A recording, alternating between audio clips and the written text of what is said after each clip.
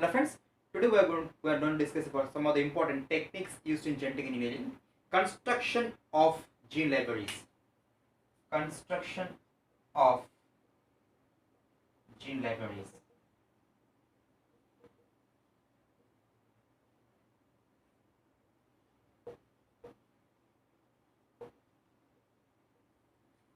You know, just like we collect books in libraries, say for example biology books, physics books, and chemistry books, the same applies here also. We specifically collect DNA fragments, particularly genes of a particular species in gene library. Why we collect DNA fragments? That means gene fragments of a particular species, because it is a gene of interest. For example, insulin gene or a dystrophin gene.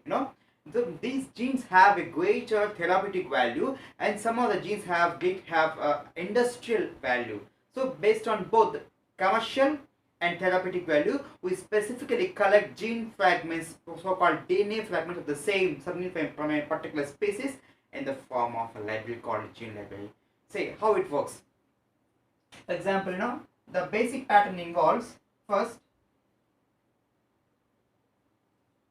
collection and separation of genome, then restriction endonucleases activity, smaller fragments.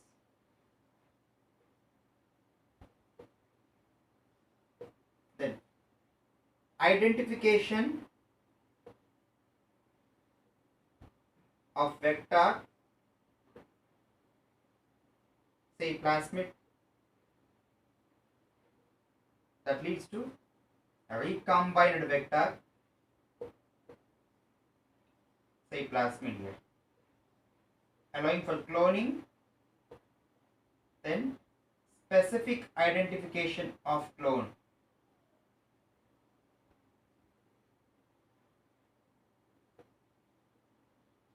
Identification of clone, what we call screening. That means hybridization. So it's about the basic schematic representation. What exactly the basic mechanism involved in gene libraries? Say for example, human genome. We would like to isolate, that means construct a gene library or a genome library. That means if it is particularly to a gene, the word should be gene library. If it is whole, I mean broadly, then you have to use the word genomic library. That's it. Okay. Then collect and isolate the human genome from a cell, then break down with the help of restriction endonuclease in the form of small fragments, and these small fragments keep it aside, then identifying appropriate vector, say Escherichia coli, which contains plasmid, because Escherichia coli is a harmless bacterium, this contains plasmid. Then they cut down the plasmids after separation from Escherichia coli by the same restriction endonuclease which we have used to cut down the human genome, then recombine the different DNA fragments of the human, and then the plasmid, that leads to recombined plasmid, that then introduce the same in the cell, that means Escherichia coli cells, then allow it for cloning. That means we can produce different cell lines, out of which we want a particular, say for example insulin or dystrophin. For example insulin, we want to identify a particular insulin gene, that means this particular DNA fragment which has been identified, which has been present in a particular clone, that means cell line. Then identification of the specific clone is most important here. Then screening is done by hybridization. We have discussed at length about DNA hybridization pattern in previous classes, like blotting technique. What exactly hybridization do? Simply we will use a DNA probe, a single stranded DNA fragment, maybe of 100 to 1000 base pairs length, and these will be allowed to hybridize with a target DNA sequence, that means which has been immobilized on a solid membrane like nitrocellulose membrane or membrane. Then hybridization pattern, the same shall be revealed in autoradiography. This is the overall scenario of how we construct gene library. Okay, that means first to separate the genome, restriction endonuclease activity, then we get smaller fragments, then identification of vector, say there's a Escherichia coli plasmid, we combine the same, then allowing for cloning, specific identification of clone because we want insulin gene in that, then screening by means of hybridization. It's a basic scenario of gene library construction. With respect to particular example, say human being, we would discuss for better understanding. I told you already why we construct gene. The concerned DNA fragment, that means gene fragment, should have either a therapeutic or an industrial value. That is why we specifically identify the clone having that particular DNA fragment and allowing for DNA hybridization. How this mechanism works? For example, say we have human beings have 23 different chromosomes. 24 in case of male human being. Okay. Say this is the form of human genome. And this has to be break down to smaller fragments.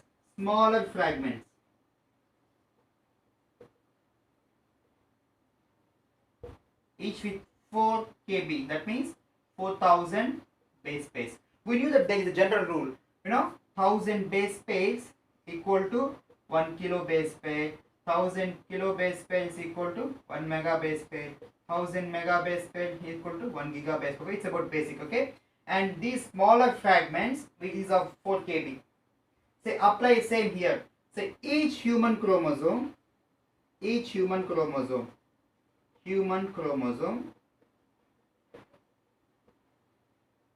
approximately contains 1 lakh base pairs. 1 lakh base pairs, each human chromosome. Then it has to be digested to 25,000 fragments. Say we have to apply the logic here. Each fragment is of 4 kb. That's it. 25 to 4, 1 lakh base pair. That's it. Then how about the rest of the chromosomes? We have 23 different chromosomes. In case of male, we have 24 different chromosomes. Because in male we have X and Y. Okay. Then we have to apply the same logic here. That means we will get 5,75,000 DNA fragments. What we call entire human genome. Simply 5,75,000.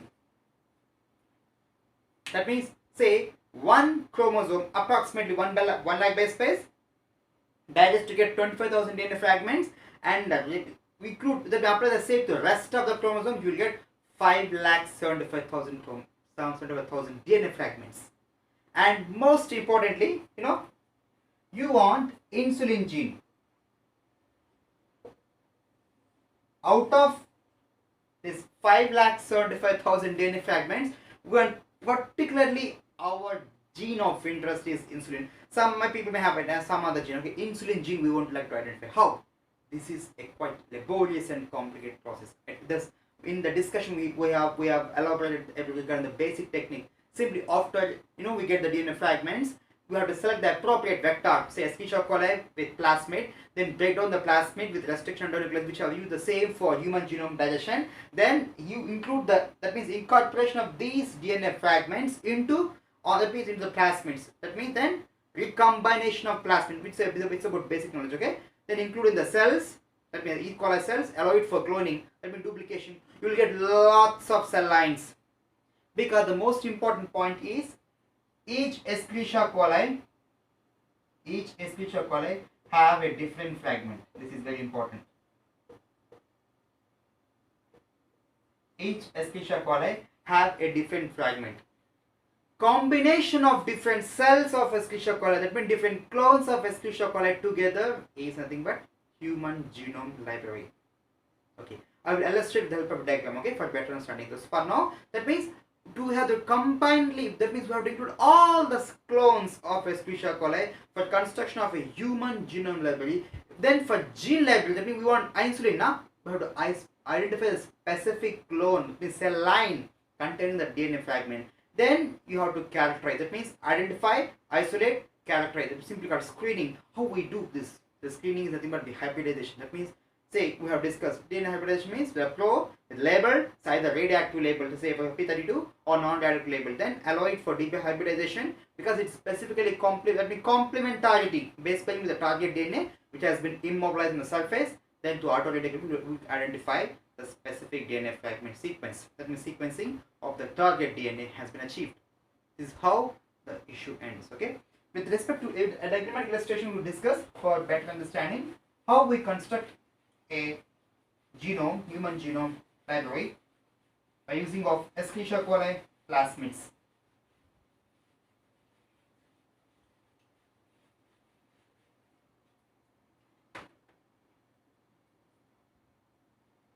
Say this is a human cell.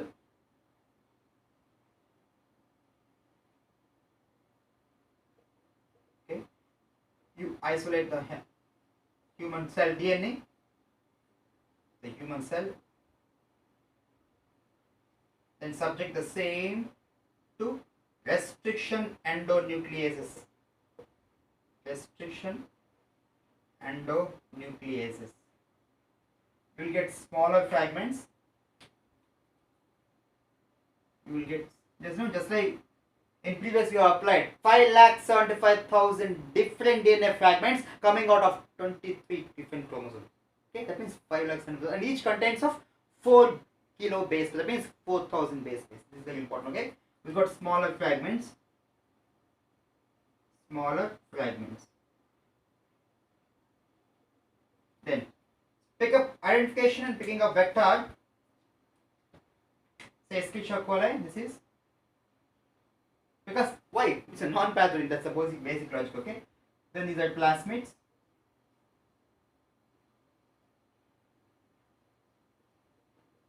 You isolate the plasmids. For example, we take 1, 2, 3, 4, 5, 6, 7.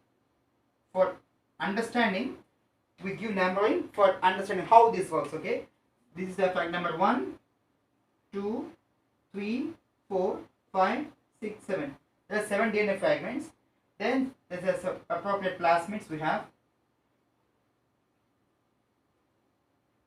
Restriction activity, the same restriction activity that leads to open plasmids. 5, 6, 7.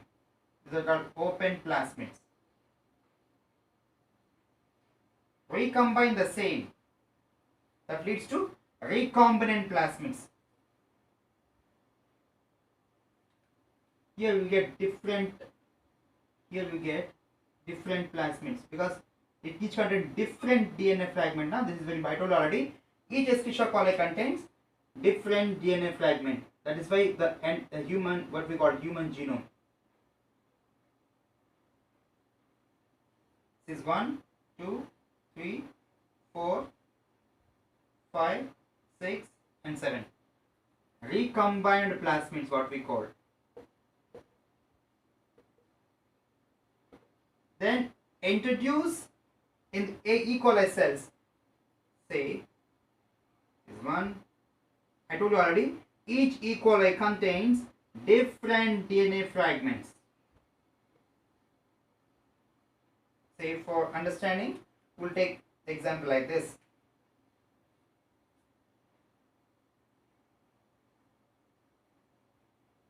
Each contain different DNA fragments that gives rise to construction of an entire human genome library.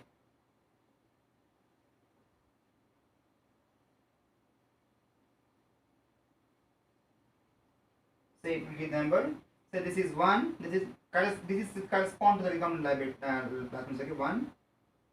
This is 1, 3, 7, 6, 5. This is 2, 4. Because each contain different things.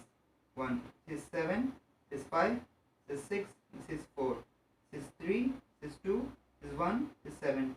This is 6. This is 4. This is 2. This is 2. 1, 5, 4, 7. 6, 4, 1, 2. 7, 6, 4, 3. That means different plasmids. That means different Escherichia coli cells. E. coli cells. Different E. coli cells. This is very important. So ultimately these all together is human genome library. Okay. This is a basic schematic representation of human genome library. Then We would like to isolate our specific activity. It's the same that you have to isolate the entire DNA cell. Restriction activity, say here for understanding 7 DNA fragments. 5,75,000 means it's a laborious process for basic understanding 7 DNA fragments in E. coli cells. Then you separate the plasmids. You use the same restriction endonuclease which we have used to cut down the human genome. Then open plasmids and we combine the same, that is recombinant plasmid. That means one plasmids plus smaller fragments. Recombinant plasmid and introduce into the cells and allow it for clone, that means duplication. And E, that means combination of different E. coli clones together is human genome library. And we want specific specific DNA fragment. What exact? This is just the insulin gene. Then for that we have to identify specifically, say for instance somewhere here it is. This is a specific clone contain insulin gene. We have to identify what we call screening. That means characterization is most important for this purpose. How we screen simply by DNA hybridization. We'll discuss. Okay.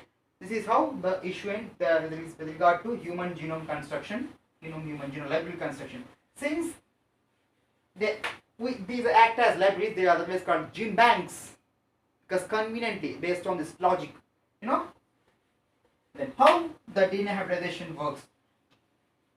We have already discussed in previous classes about DNA hybridization. In the present class, we are going to discuss at length about. They can be headed under DNA assays. DNA assays. DNA hybridization.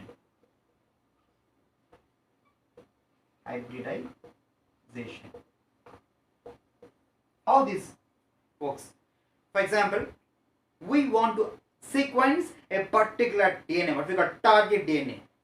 You have to isolate that. Then denature it. That means two strands will separate and immobilize on a solid surface, say a nitrocellulose membrane or a neural membrane. This is one step. Then you include the DNA probe. What is DNA probe? Is nothing but a single stranded DNA fragment which is of 100 to 1000 base pairs and which has been labeled. This is very important. Either radioactive labeling, say P32, or biotin, or phosphorescence. That is fluorescence. It's very important. After labeling the DNA probe, you allow it for hybridization. What exactly hybridization? Hybrid means your complementarity. The DNA fragment, though there are thousands of a mixture of different DNA fragments, this DNA probe specifically combined, that means complementary base pairing with that of the target DNA which has been immobilized. And the same may be detected, that means hybrid DNA, what we call, through autoradiography technique, say simply autoradiograph. That is how the issue ends with respect to DNA assay. That means the most important DNA assay which we use in different blotting techniques and different techniques and tools of genetic engineering is DNA hybridization. Say for basic understanding, this is a source DNA. Source double stranded DNA.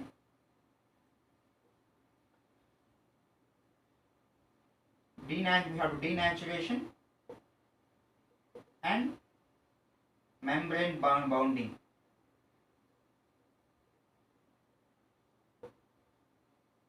Okay. Separated. Single stranded DNA. Then the probe. I told you already. DNA probes.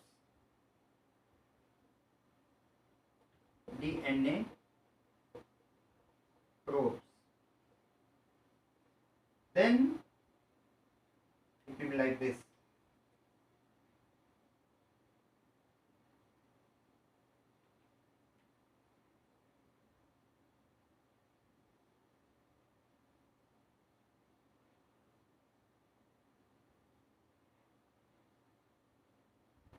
That means here complementarity.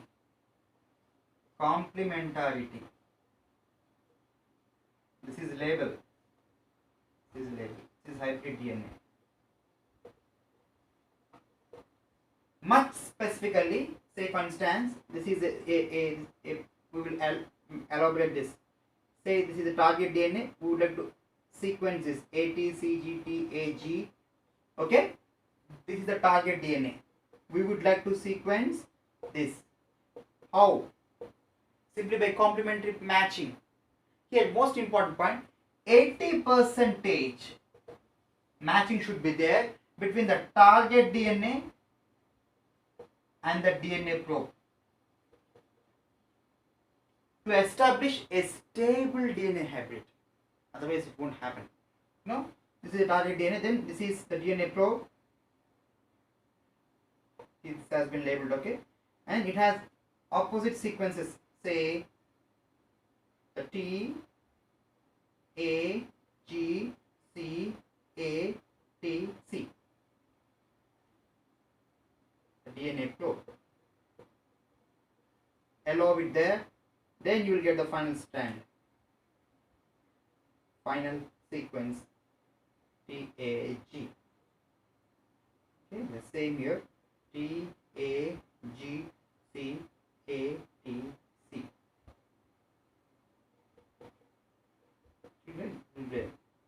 We'll be labeling here. Okay, the 5' element. This is the hybrid DNA.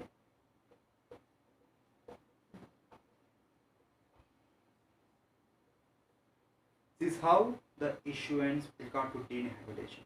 Say the simple concept, the simple logic, ATCG. Whenever there is a complementarity, the DNA probe directly, which is single strand of 100 to 1000 base pairs, then bind with it. 80% accuracy, that means matching should be there between the target DNA and the hybrid DNA, that means the DNA probe. Then you will get the hybrid DNA. Because the most important point is the DNA probe should be labeled. Okay, this is about DNA. Say it has been widely used in, of course, in genomic library. Now we would like to identify the particular sequence of an insulin gene. Hybridization is the only way. Okay. Then it is one of the. It's about construction of gene libraries. Then one more important technique used in genetic engineering is site-directed mutagenesis and protein engineering. The basics we will learn today. Site-directed mutagenesis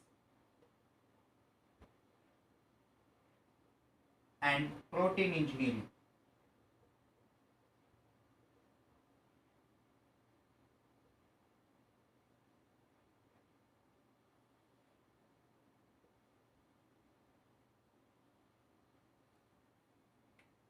You know, the first we have to learn the important techniques involved in this here in the particular technique.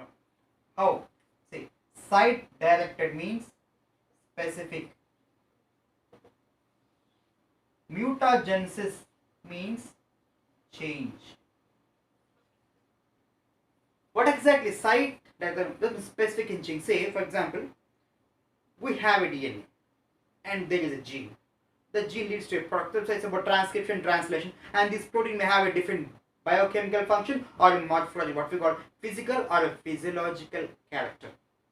But we would like to improve the quality of that protein, what we call protein engineering. That means manipulation of that protein. How we will manipulate? So that means in order to enhance the functional aspect of the protein, you have to put upon structural amendments. What exactly the structural amendments? You have to replace a one or more amino acids with that of our desired amino acids so as to enhance its efficacy, protein functioning. How? It's not that easy to do this at the protein level. You have to go to the roots. That means the gene, the DNA fragment, the gene, then you have to modify the base sequence, one base or more than one base, so that there will be an inclusion of the desired product. There is an improvisation of the desired product, say a modified enzyme. For example, how it works? That means simply what we call modification of gene fragment to get the desired polypeptide. by a specific change. That is what we call site-directed mutagenesis, specific change in one or more than one base pairs that leads to a engineered protein. This is what that is why the two concepts, site-directed mutagenesis and protein engineering, they combine together. Okay, for example, there is it's a DNA. Some sequences are there. Okay, this is Y and remaining are X. You would like to change this Y. Say this is template DNA. So that correspondingly there will be change in the amino acid. Say it is a polypeptide which has been generated, synthesized out of this gene. This is a gene fragment. Say the sequence will be like methionine, alanine, glycine, threonine, say arginine, valine, etc. You would like to change this arginine, replace this arginine with glutamine, for example, or a lysine, if it is another case. Okay, case 1, case 2. Why? If you would like to arginine, that means replace arginine with glutamine in case 1, that means in one example, and with another, like say lysine, to improve the efficacy of protein functioning. That means the desired product. This is how the mutagenesis and protein engineering ends. But the thing is, though in theory it sounds good. So for example, it's like synthetic issue. Hey, if we want some change in protein, we want to enhance the quality of protein, change that amino acid or change that base pair so that we can get the desired amino acid. It's not that easy. The entire scenario appears to be trial and error. That's it. What we call T&A. Because particularly in industrial biotechnology, they have some proteins have sound industrial or commercial value. So it is not that easy. It may or may not work out. It depends. So we would like to elucidate our discussion with some suitable examples. Tissue plasminogen activator. That means protein engineering, site-directed mutagenesis leads to protein engineering, and most important classical examples regarding the protein engineering are tissue plasminogen activator. Tissue plasminogen activator, simply called TPA.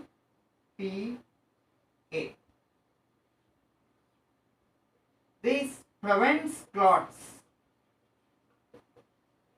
That may otherwise leads to myocardial infarctions. Myocardial infarctions. How it ends? How? This is very important. This tissue plasminogen activator lyses the clots. Break down the clots. If we do allow the clot, that leads to attacks, simply myocardial infections. But the most important thing is half-life. It is a typical example for protein engineering. Its half-life period is just 5 minutes. Half-life period is just 5 minutes. So we have to regularly administer. Then what?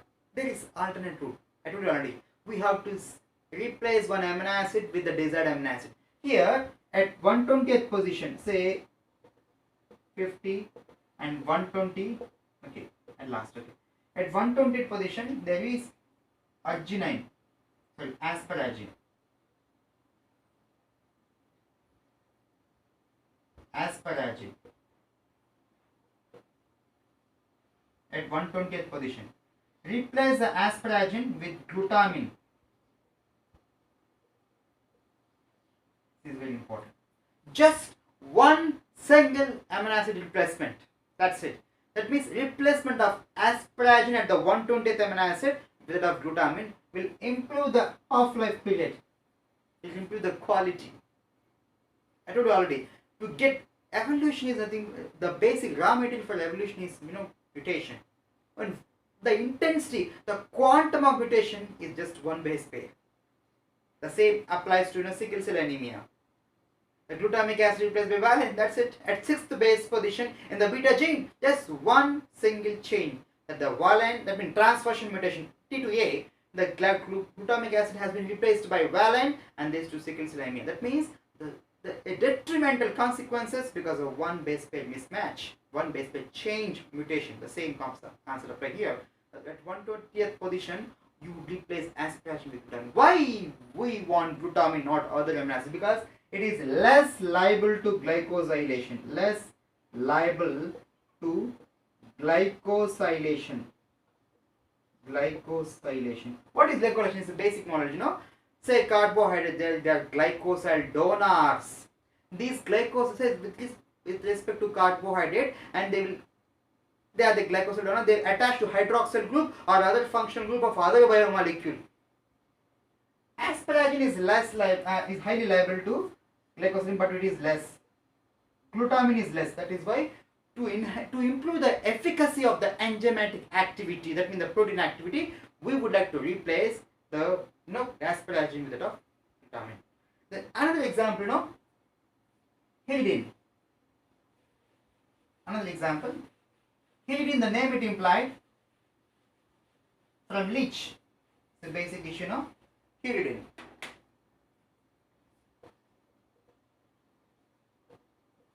From salivary gland of leech.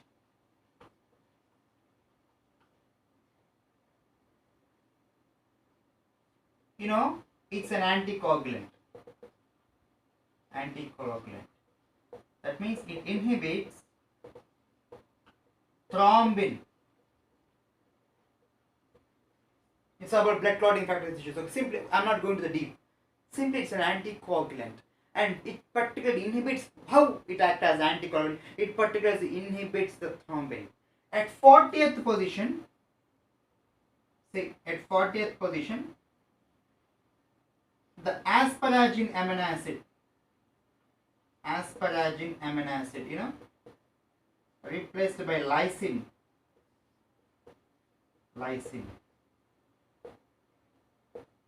Just to improve its efficacy.